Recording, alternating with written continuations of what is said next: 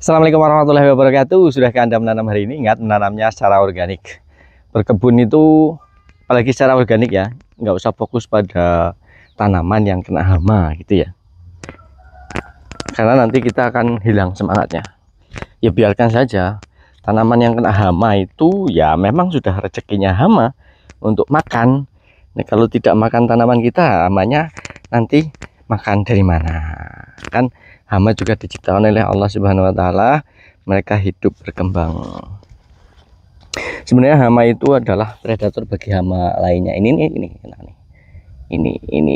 apa kayak karatan gitu ya, nggak normal. Biasalah kutu dan lain-lain yang nggak kelihatan. Ya, biarkan saja.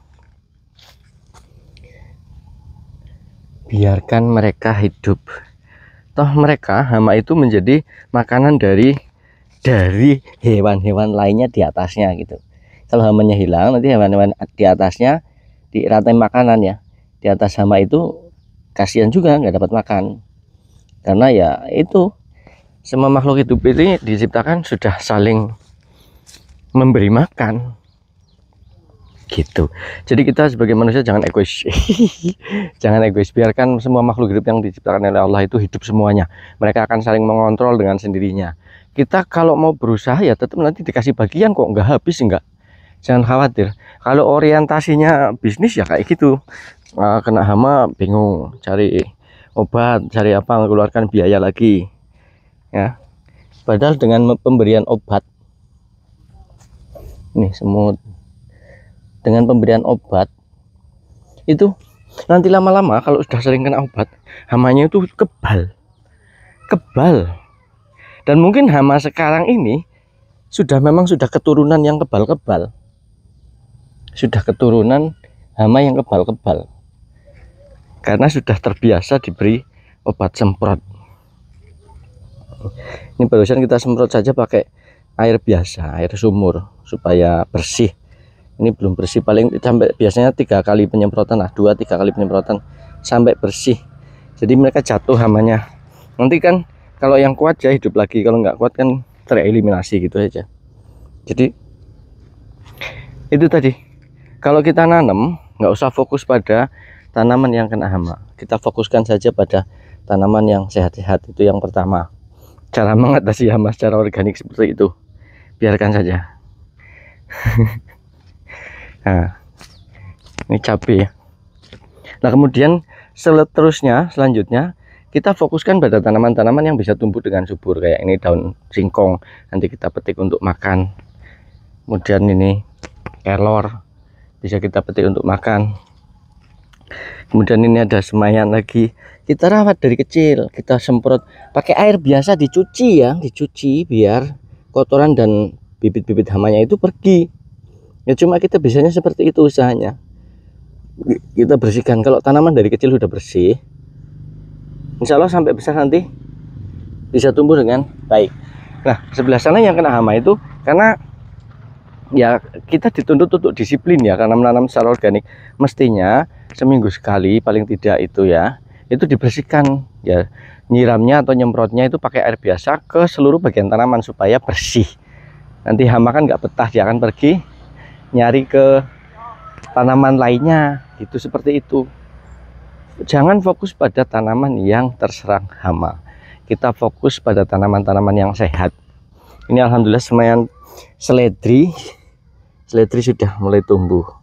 Berapa hari, seminggu mungkin ini udah mulai tumbuh nih, banyak. Nah ini seledri semua ini. Nanti kalau udah agak gede, udah keluar daun sejati, kita pindahkan. Satu kotak ini seledri semua. Ini apa namanya, wortel, sudah coba kita pindahkan dan ternyata dia kuat, hidup, nggak layu. Nah nanti seterusnya akan kita pindahkan semua ke bedengan ini yang sudah siap. Nah jadi kita fokus pada tanaman-tanaman yang bisa tumbuh dengan baik. Itu yang pertama, jangan fokus pada tanaman yang terserang hama. Kemudian yang kedua, jangan menanam hanya tanaman yang mudah terserang hama. Misalnya contoh kita nanam cabai saja gitu ya, sementara cabai itu rawan sekali kena hama. Kalau kita nanam satu jenis ya sudah, ya satu kena hama sudah. Makanya nanamnya secara tumpang sari di pertanian, di perkebunan atau pertanian atau menanam secara organik itu yang utama adalah nanamnya tumpang sari, yaitu berbagai macam jenis tanaman dalam satu areal. Contoh ini. Nah, kalau melihat ini pakcoy kayak gini kan seneng. Kita lupa dengan tanaman yang tadi yang kena hama itu. Karena kita sudah punya tanaman yang bagus yang bisa kita andalkan. Tuh, setiap sore kita petik 15 ikat, 15 ikat. Di kemarin sore nih, dari sini ke sana 15 ikat. Ini yang kemarinnya lagi. Nah, kan? Ini masih ada nih. Ini 10 ikat lebih. Ini bisa 25 ikat lebih. 50, ini masih 60-an ikat. Total berarti kemarin ada 100 ikat lah. Ini semaian jasim yang siap kita pindahkan. Kita semai jasim di dekatnya kenikir. Sinianya udah mulai keluar bakal bunga ini. Seperti itu. Jadi yang pertama, jangan fokus pada tanaman yang terserang hama. Yang kedua, tanam secara tumpang sari. Selain itu tanam bunga juga. Nanti kalau kita sudah menanam secara tumpang sari, maka kita tidak begitu menghiraukan pada tanaman-tanaman yang terserang hama, karena kita memiliki tanaman lain yang tidak terserang hama, yang bisa tumbuh dengan subur, yang bisa kita panen. Itu seperti itu.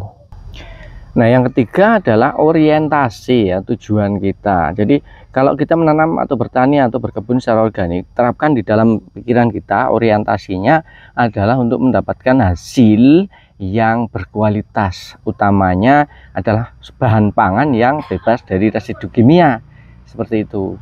Jadi terapkan atau patrikan atau patenkan dalam pemikiran kita, dalam mindset kita, bahwa kita itu tujuannya, orientasinya adalah mendapatkan bahan pangan yang bebas dari residu kimia, yang sehat dan menyehatkan.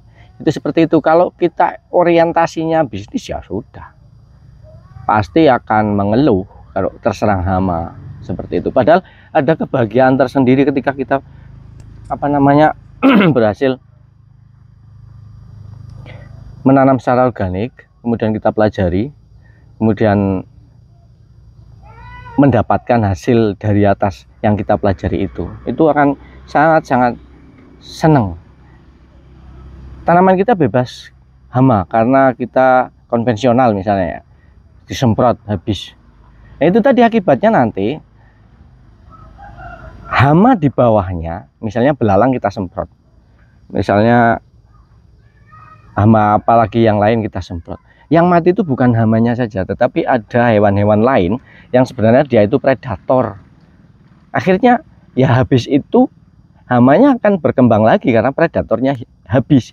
Kemudian hama yang disemprot sebagian mati dan ada beberapa yang tidak mati karena dia bisa bertahan. Ketika dia berkembang itu dia sudah bisa bertahan, dia itu sudah kebal, sudah nggak mempan lagi pakai obat tersebut. Nah, akhirnya apa? Habis itu ya hamanya booming banyak dan akhirnya menyerang. Sementara predatornya hilang, mati, seperti itu. Jadi tetapkan dalam pikiran kita, orientasinya adalah mendapatkan makanan yang bebas residu kimia, kemudian sehat dan menyehatkan. Ketika nanti kita konsumsi sendiri, kita sudah tenang, sudah yakin bahwa ini adalah makanan sehat. Apalagi ketika kita jual, kita berarti menjual sesuatu yang baik. Kita menjual makanan yang aman. Kita menjual makanan yang sehat. Tetapi kalau konvensional kan kita nggak mau tahu sih.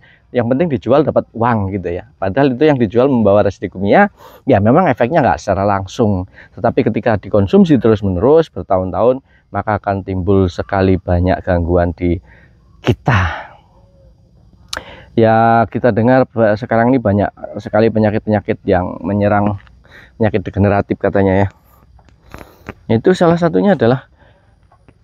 penyebabnya adalah banyaknya residu kimia yang menumpuk di tubuh kita. Salah satunya berasal dari makanan yang ditanam secara konvensional menggunakan pupuk kimia sintetis, obat-obatan sintetis. Yang lebih parahnya lagi adalah makanan utama kita. Makanan utama kita padi, ya. itu full kimia, dari mulai pupuk, kemudian cara mengatasi rumputnya, cara mengatasi hamanya, bahkan 1 minggu menjelang panen itu masih disemprot. Lah itu kan residunya benar-benar masih menempel. Kalau udah lama sih ya mungkin tercuci oleh air hujan, oleh panas gitu ya. Terus pertumbuhan tanamannya itu juga masih tumbuh, mungkin residunya sedikit hilang. Tetapi 1 minggu sebelum panen disemprot, gimana itu coba? Oke, itu demikian tadi ngelantur 3 hal yang menurut saya itu sangat-sangat penting ketika kita menanam secara organik. Yang pertama, jangan fokus pada tanaman yang terkena hama. Yang kedua, tanam secara tumpang sari, sehingga ketika ada tanaman lain yang kena hama, ada tanaman lain juga yang sehat. Yang ketiga, orientasi kita adalah untuk mendapatkan makanan yang bebas residu kimia, sehat dan menyehatkan. Demikian, semoga ada manfaatnya. Terima kasih sudah nonton. Assalamualaikum warahmatullahi wabarakatuh.